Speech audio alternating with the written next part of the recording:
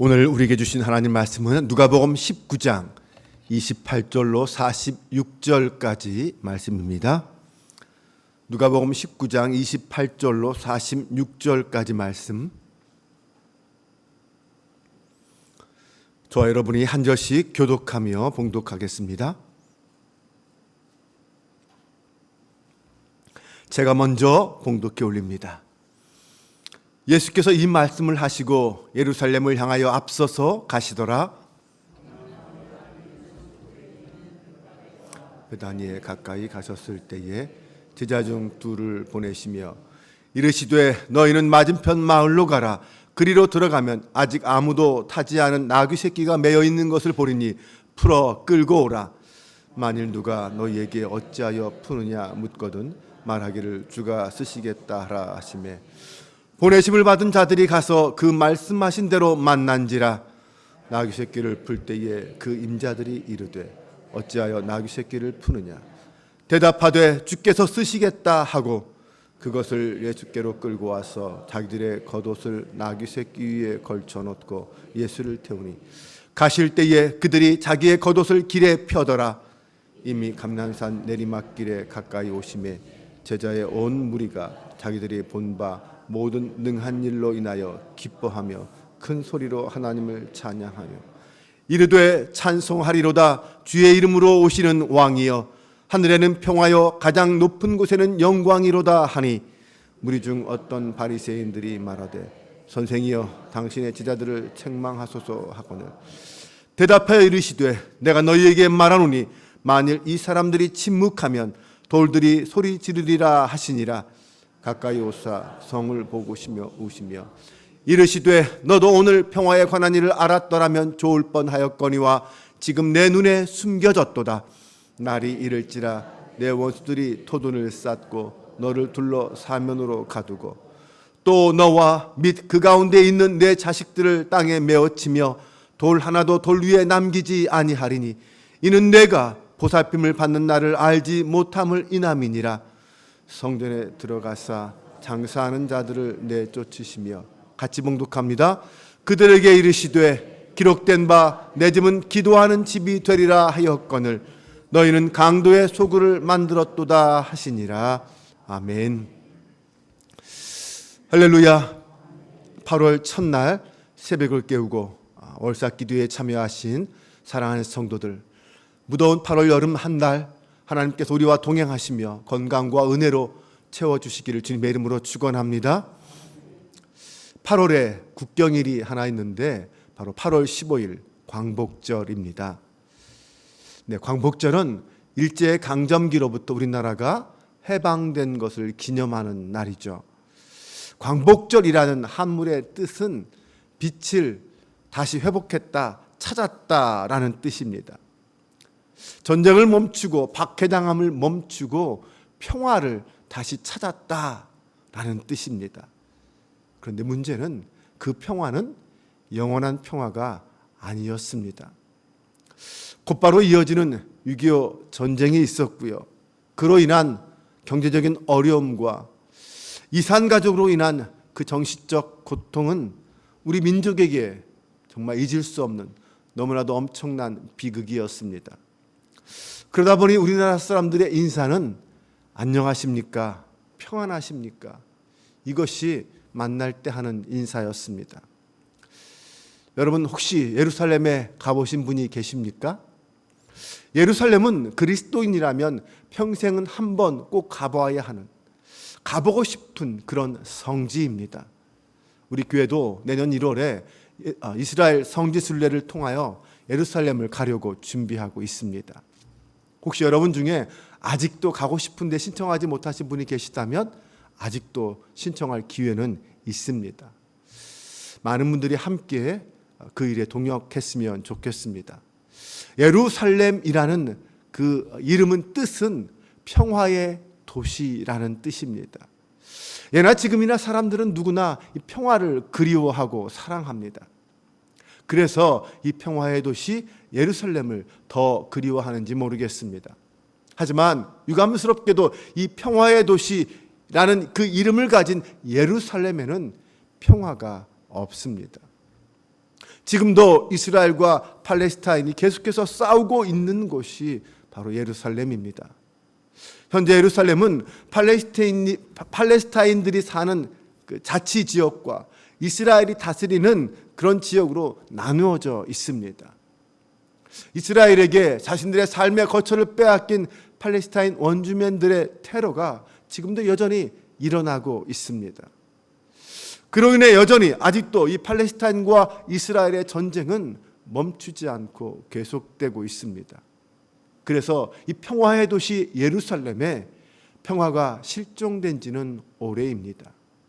사실 평화의 도시 예루살렘에는 과거에도 평화가 없었고 지금도 여전히 평화가 없습니다. 그 옛날 예루살렘 성을 세운 다윗 시대에도, 부귀영화를 누린 솔로몬 시대에도, 심지어 예수님 당시에도 예루살렘의 평화는 없었습니다. 그래서 이번 8월 월삭 기도회를 맞이해서 오늘은 이 평화에 관한 말씀을 함께 나누고 나라의 평화를 위하여 우리 가정과 교회와 우리 삶의 평화를 위해서 함께 기도하길 원합니다. 이 시대를 살아가는 우리에게 가장 필요한 것은 평화입니다. 사실 여전히 이 한반도는 휴전의 상태이고 수많은 평화를 위협하는 사건 사고들이 계속 일어나고 있습니다. 북한은 핵 개발과 미사일로 평화를 위협하고 있고 대한민국은 대한민국대로 온갖 범죄와 사회, 경제, 정치, 외교 그 모든 부분에서 온전한 평화를 이루고 있지는 못합니다. 사람에게 먹고 사는 것도 중요하고 건강한 것도 중요하지만 그 모든 것을 가능케 하고 보장하는 것은 바로 평화입니다. 국가의 평화뿐만 아니라 직장의 평화, 가정의 평화, 그리고 우리 내면의 평화가 있어야 합니다. 그럼 여러분들에게 질문 한 가지 하겠습니다. 오늘 본문의 42절에 주님의 말씀을 가지고 질문하겠습니다. 지금 당신은 평화에 관한 일을 아십니까? 만약 아신다면, 평화에 관한 일을 아신다면 당신의 인생은 평화하십니까?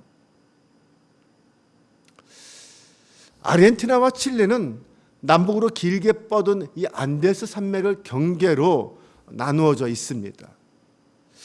그런 아르헨티나와 칠레가 남아프리카의 아름다운 남파타고니아 빙원을 둘러싸고 그것을 가지고 서로 국경 분쟁을 한 적이 있습니다. 그것 때문에 전쟁이 일어날 위험까지 왔던 적이 있습니다.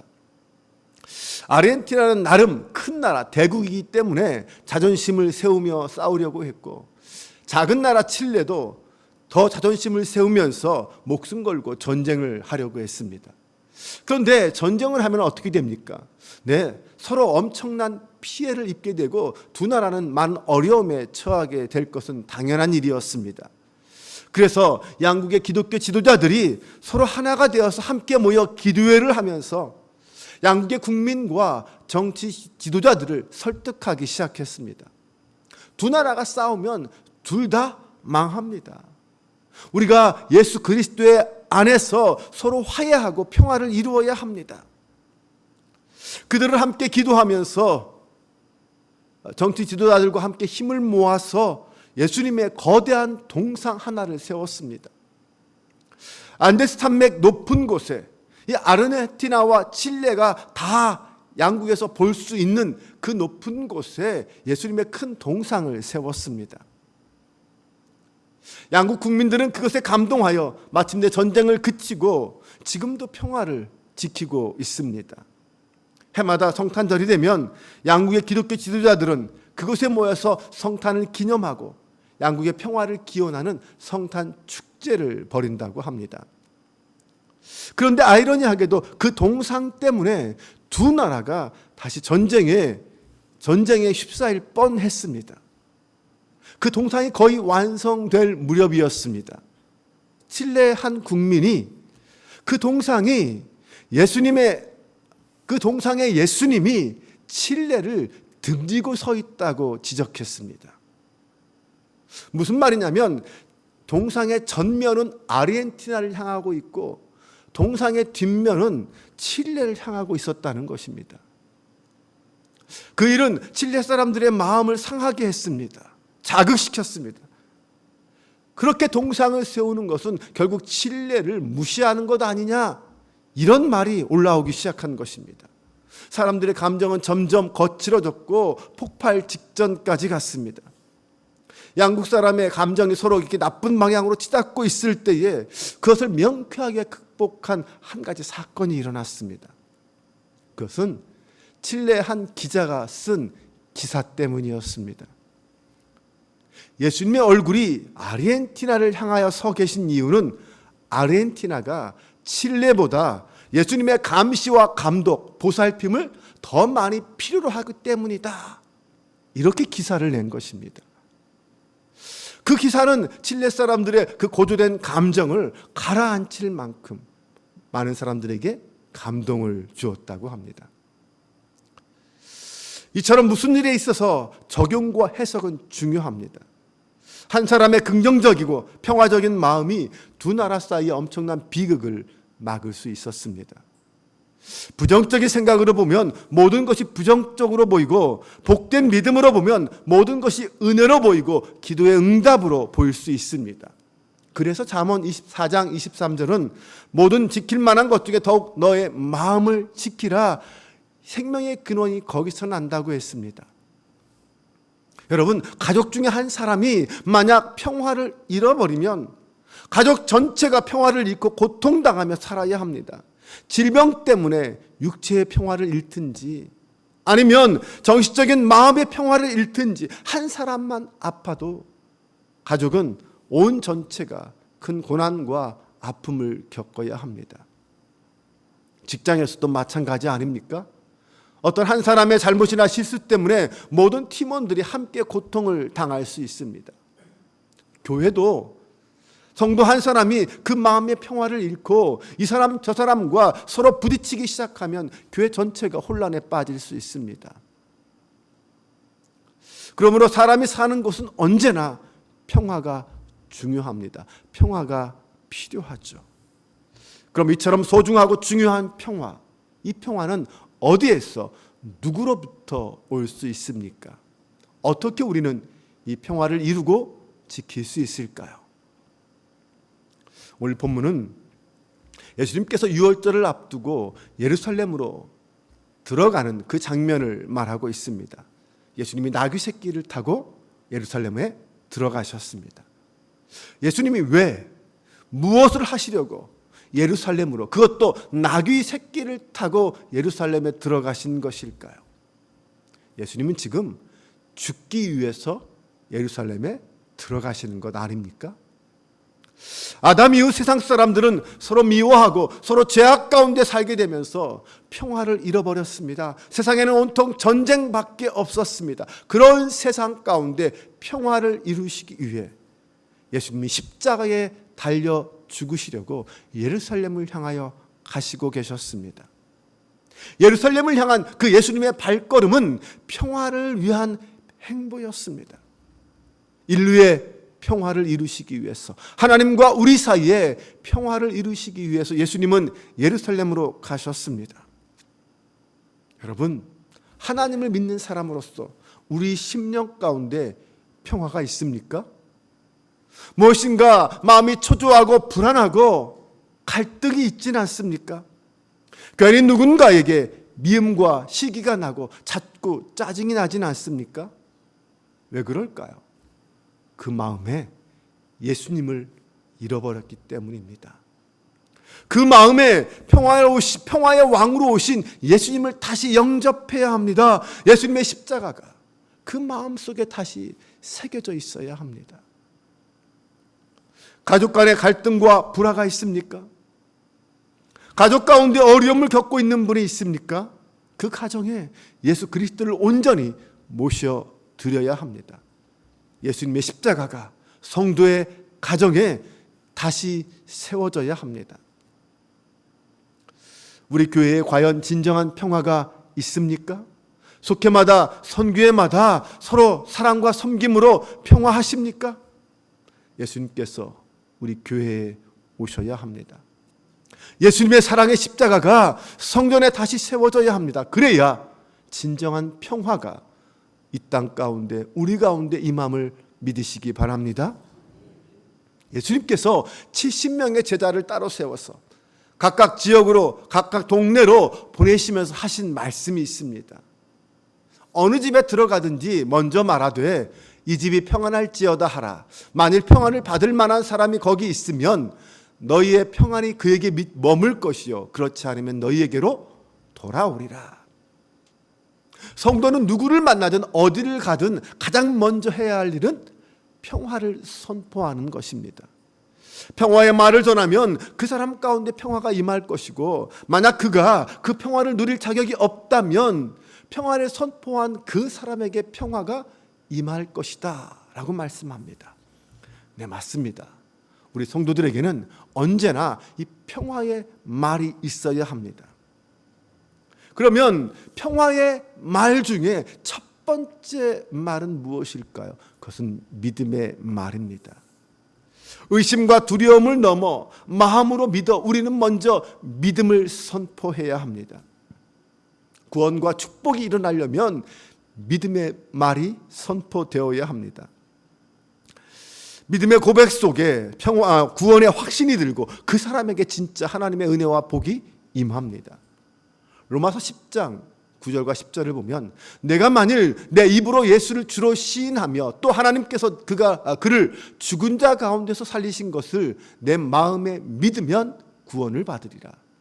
사람이 마음으로 믿어 의에 이르고 입으로 시인하여 구원에 이르느니라. 믿음의 말이 우리의 구원을 이룬다는 사실을 기억하시기 바랍니다. 예수님께서 예루살렘 성에 가까이 오셔서 하신 행동이 있습니다. 첫 번째 예수님의 행동은 안타깝게도 눈물을 흘리시며 우시는 것이었습니다. 41절과 42절을 보면 가까이 오사 성을 보시고 우시며 이르시되 너도 오늘 평화에 관한 일을 알았더라면 좋을 뻔하였거니와 지금 내 눈에 숨겨졌도다. 예수님께서 예루살렘 성을 향하여 보실 때에 평화의 도시라고 불리는 그 예루살렘에 평화가 없었습니다. 평화를 잃어버렸습니다. 오고 가는 수많은 사람들 속에도 평화가 보이지 않습니다. 결국 그 평화를 잃어버린 이 예루살렘의 미래의 모습을 예수님은 아셨습니다. 돌 위에 돌 하나 남지 않고 멸망할 것을 예수님은 아셨습니다. 그래서 그 예수님이 예루살렘을 보시며 눈물을 흘리신 것입니다. 사랑하는 여러분, 한번 생각해 보십시오.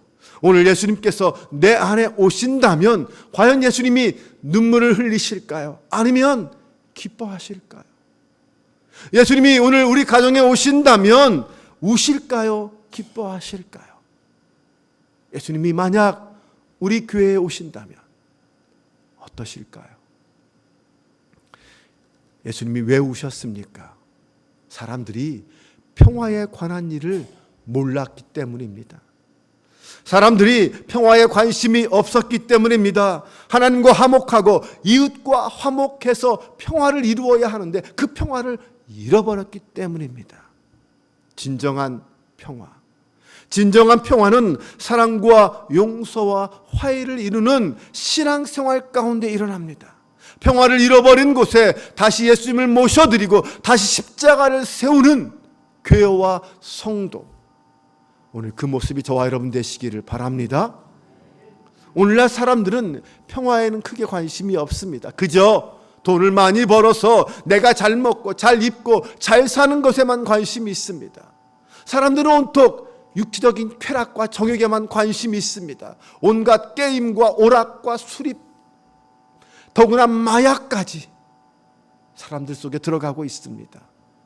그러니 어찌 예수님께서 이 땅을 바라보시며 우시지 않을 수 있으실까요? 그런데 여러분, 우리는 언제까지 예수님을 우시게 할 것입니까? 이제 예수님을 그만 울게 하시고 이제는 웃으시게 만들어야 하지 않을까요? 오늘 우리 한빛교회와 저와 여러분이 예수님을 웃으시게 만들 수 있는, 기쁘시게 만들 수 있는 성도와 교회가 될 수 있기를 바랍니다. 예수님이 이제 성전에 들어가셨습니다. 그런데 그 성전, 거룩한 성전이 온통 시장바닥이 되고 말았습니다. 사람들이 자기의 이익을 위하여 성전을 상사꾼들로 더럽힌 것입니다. 그것을 보신 예수님은 분노하시면서 그 장사하는 자들을 내쫓으시면서 내 집은 기도하는 집이 되리라 하였거늘 너희가 강도의 소굴을 만들었다라고 책망하셨습니다. 여러분, 자신의 이익을 챙기기 시작하면 평화가 깨집니다. 남이 손해보는 것을 아랑곳하지 않고 자신의 처지만 생각하면 그곳에 평화는 깨집니다. 하나님의 성전은 평화의 상징이었습니다. 네, 하나님과의 평화, 성도와 성도 사이의 평화. 그러나 욕망으로 물든 성전은 평화가 없었습니다. 추악한 인간의 욕망과 더럽고 이기적인 욕심으로 가득한 성전은 평화가 없습니다. 그럼 그 평화를 잃어버린 성전에 평화를 회복하는 길은 무엇입니까? 예수님을 다시 모셔드리는 것입니다. 추악한 욕망으로 더럽혀진 성전에 평화를 가져오실 분은 오직 예수님밖에 없습니다. 그 예수님이 말씀하십니다. 내 집은 기도하는 집이라. 기도하는 사람 가운데 그래서 예수님이 임하고 그 사람 가운데 평화가 임합니다. 성전에서 우리는 기도해야 합니다. 나라와 민족의 평화를 위하여, 우리 가정의 평화를 위하여, 교회의 평화를 위해서 기도해야 합니다. 무엇보다 내 마음이 주님으로 충만하고 주님이 주시는 성령의 은혜로 가득하기를 위해서, 평화로 가득하기를 위해서 기도해야 합니다. 사랑하는 여러분, 하나님의 성전에 오셔서 기도하시기 바랍니다. 비가 오나 눈이 오나 바람이 부나 하나님의 집은 기도하는 성도들로 가득해야 합니다. 평화를 위한 기도가 끊어지지 않아야 합니다. 예수님은 온 인류의 죄를 지고 십자가에 달리시기 위해서 예루살렘으로 가셨습니다. 그리고 그 예루살렘에서 십자가를 지고 죽으심으로 우리 가운데 영원한 평화를 주셨습니다. 그러므로 그 예수님이 계신 곳은 언제나 참된 평화가 선포되고 임합니다. 주님이 주신 그 십자가는 참된 평화와 영원한 평화, 생명의 상징입니다.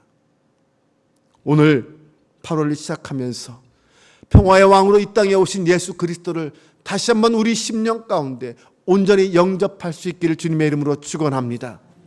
그리하여서 그 예수님의 눈에서 눈물을 닦아드리고 기쁨으로 충만하게 할 수 있는 저와 여러분이 될 수 있기를 바랍니다.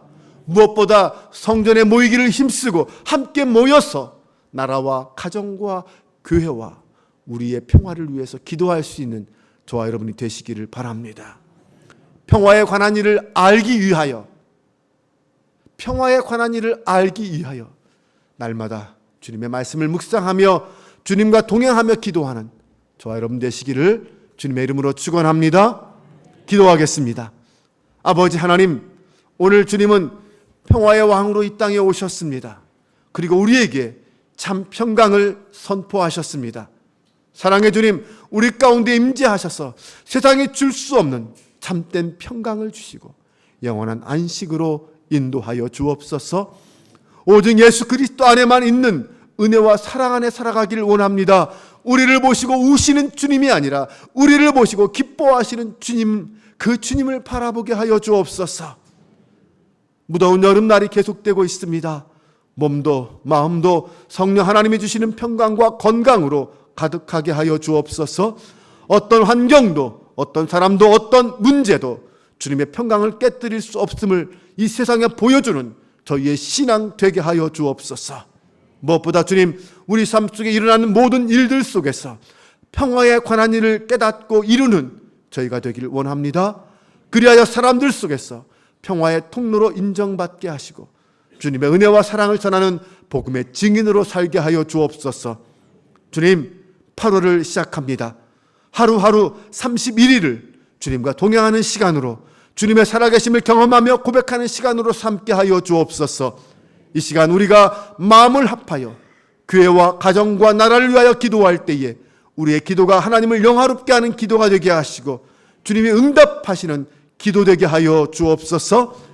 이제는 우리 주 예수 그리스도의 은혜와 아버지 하나님의 사랑하심과 성령의 인도 교통 함께 동행하심이 평화의 주 예수 그리스도를 모시고 주님과 함께 나의 삶의 자리에서 참 평강의 사람으로 살아가리라 다짐하고 돌아가는 모든 성도들 위해 지금부터 영원까지 함께 하시기를 간절히 축원하옵나이다. 아멘.